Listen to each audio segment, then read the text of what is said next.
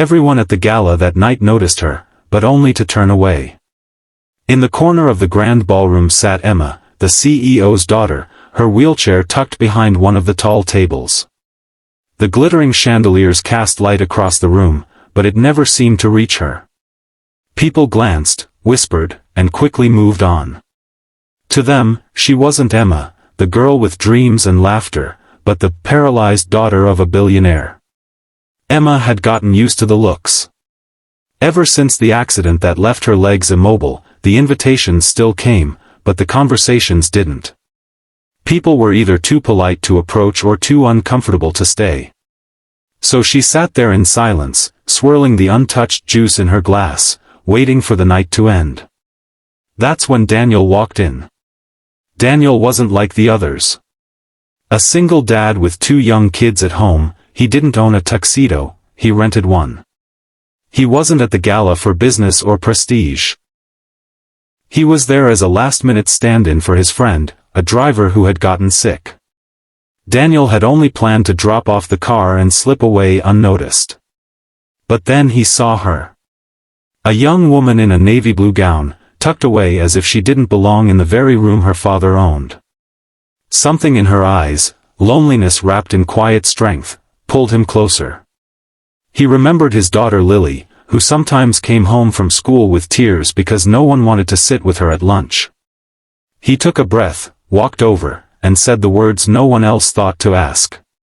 "Can I be your date?" Emma blinked, startled. For a moment, she thought he was mocking her. But then she saw the kindness in his eyes, not pity, not charity, but genuine warmth. Her lips trembled into the first real smile of the evening. "Are you sure?" "I can't exactly dance." Daniel chuckled. "Neither can I. So we'll be even." They spent the next hour laughing, talking, sharing stories. Daniel told her about his twin daughters and the chaos of making pancakes on school mornings. Emma opened up about the books she'd been writing in secret, afraid no one would take her seriously. For the first time in years, she felt like Emma again, not someone broken, but someone seen. And then something happened that no one expected. The music changed to a slow, melodic tune. Couples gathered at the center of the ballroom. Daniel leaned in and whispered, "Come on." Emma shook her head. "I told you, I can't." But Daniel grinned. "Then we'll dance our way." He gently wheeled her chair to the floor. At first, the crowd stared, some even smirking. But Daniel spun her wheelchair playfully, guiding her in circles, making her laugh until her cheeks hurt. The more he twirled, the more people stopped watching with judgment, and started watching with awe.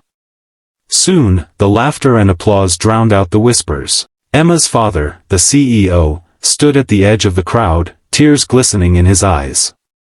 For years, he had built empires but never found the courage to show his daughter she was more than her wheelchair.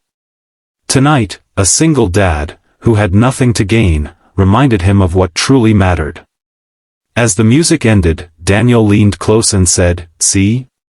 You don't need legs to dance. You just need someone who doesn't walk away." Emma's eyes welled up.